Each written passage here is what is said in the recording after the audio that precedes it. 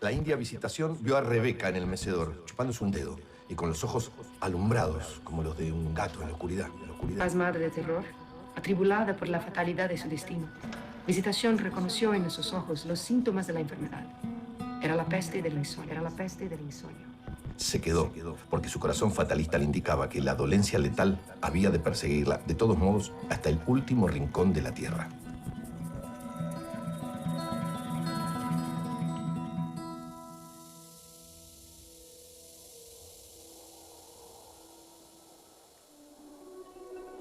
Macondo era una aldea de 20 casas de barro y caña brava, construidas a la orilla de un río de aguas diáfanas, que se precipitaban por un lecho de piedra pulidas, blancas y enormes como huevos prehistóricos. José Arcadio Buendía, que era el hombre más emprendedor que se vería jamás en la aldea, había dispuesto de tal modo la posición de las casas que desde todas podía llegarse al río y abastecerse con agua con igual esfuerzo. Y trazó las calles con tan buen sentido que ninguna casa recibía más sol que otra a la hora de calor. En pocos años, Macondo fue una aldea más ordenada y laboriosa que cualquiera de las conocidas hasta entonces por sus 300 habitantes. Era en verdad una aldea feliz. Nadie entendió la alarma de Visitación. Si no volvemos a dormir, mejor, decía José Arcadio Buendía de buen humor.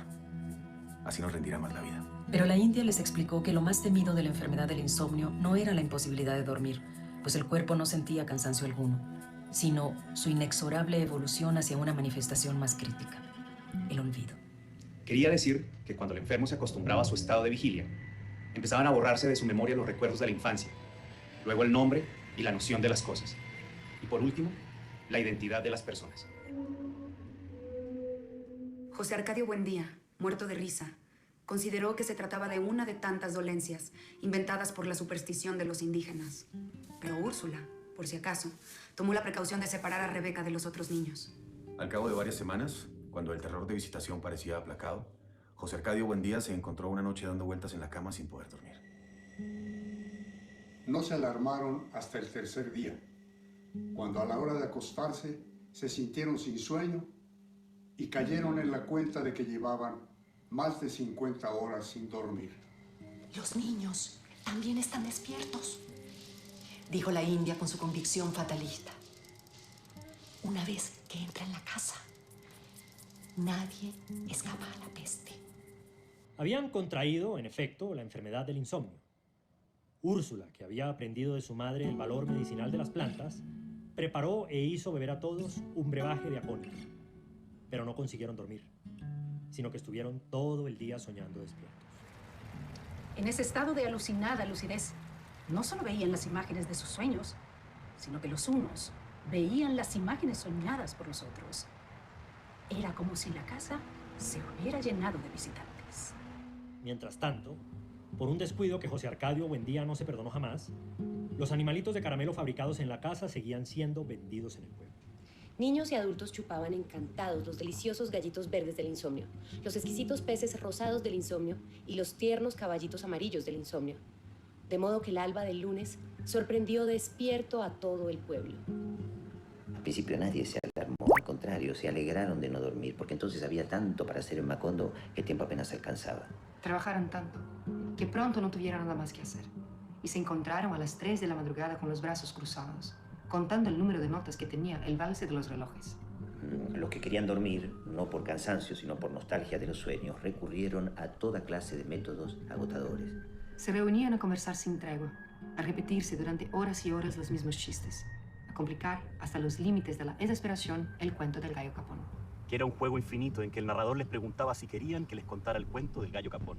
Y cuando contestaban que sí, el narrador decía que no les había pedido que dijeran que sí, sino que si querían que les contara el cuento del gallo capón. Y cuando contestaban que no, el narrador decía que no les había pedido que dijeran que no, sino que si querían que les contara el cuento del gallo capón. Y cuando se quedaban callados, el narrador les decía, no, yo no les pedí que se quedaran callados, sino que si querían que les contara el cuento del gallo capón. Y así sucesivamente, en un círculo vicioso que se prolongaba por noches enteras. Cuando José Arcadio Buendía se dio cuenta de que la peste había invadido el pueblo, reunió a los jefes de familia a explicarles lo que sabía sobre la enfermedad del insomnio. Y se acordaron medidas para impedir que el flagelo se propagara a otras poblaciones de la Ciénaga. Fue así como les quitaron a los chivos las campanitas que los árabes cambiaban por guacamayas y se pusieron a la entrada del pueblo, a disposición de quienes desatendían los consejos y súplicas de los centinelas e insistían en visitar la población. Todos los forasteros que por aquel tiempo recorrían las calles de Macondo tenían que hacer sonar su campanita para que los enfermos supieran que estaban sanos.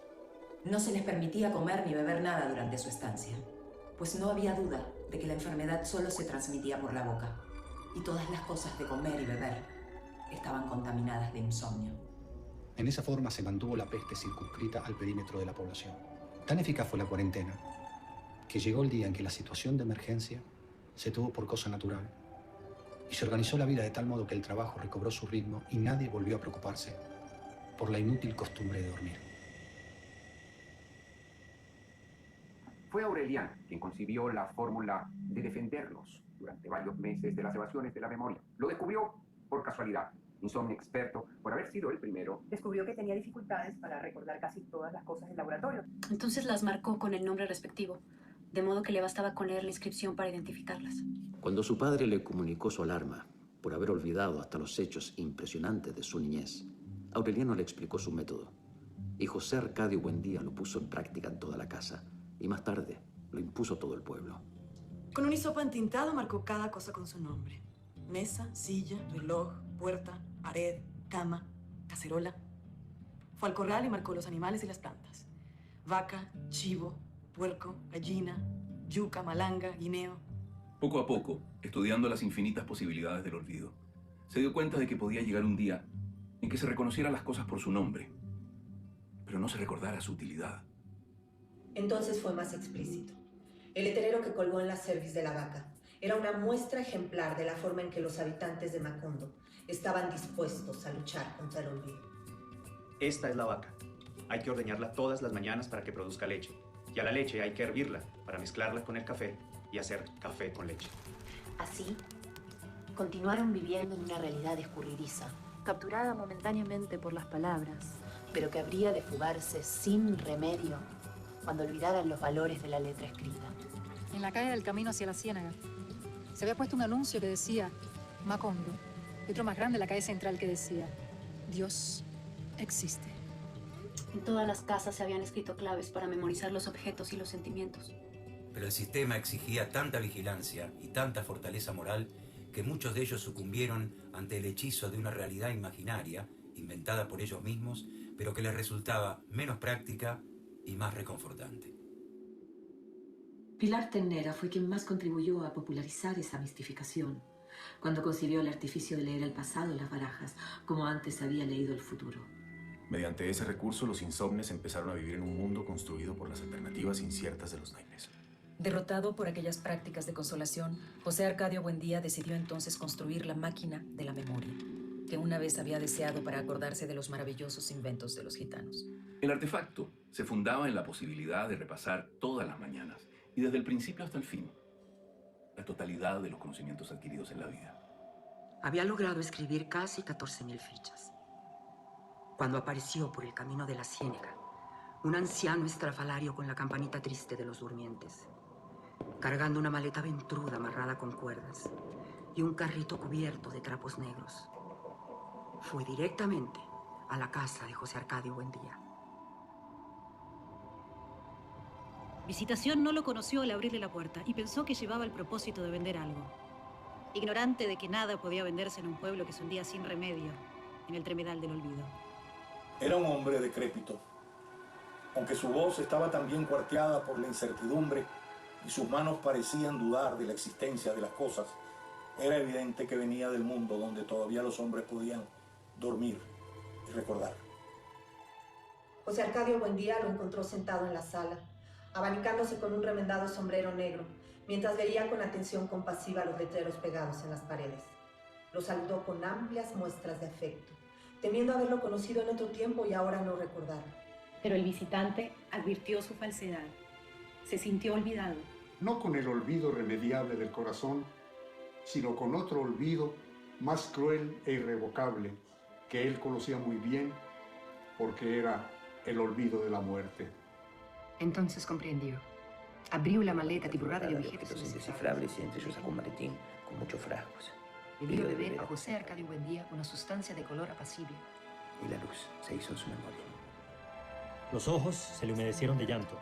Antes de verse a sí mismo en una sala absurda donde los objetos estaban marcados.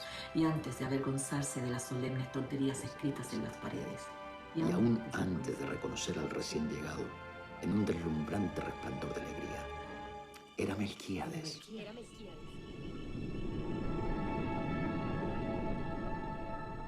Mientras Macondo celebraba la reconquista de los recuerdos, José Arcadio Buendía y Melquíades le sacudieron el polvo a su vieja amistad. El gitano iba dispuesto a quedarse en el pueblo. Había estado en la muerte, en efecto, pero había regresado porque no pudo soportar la soledad.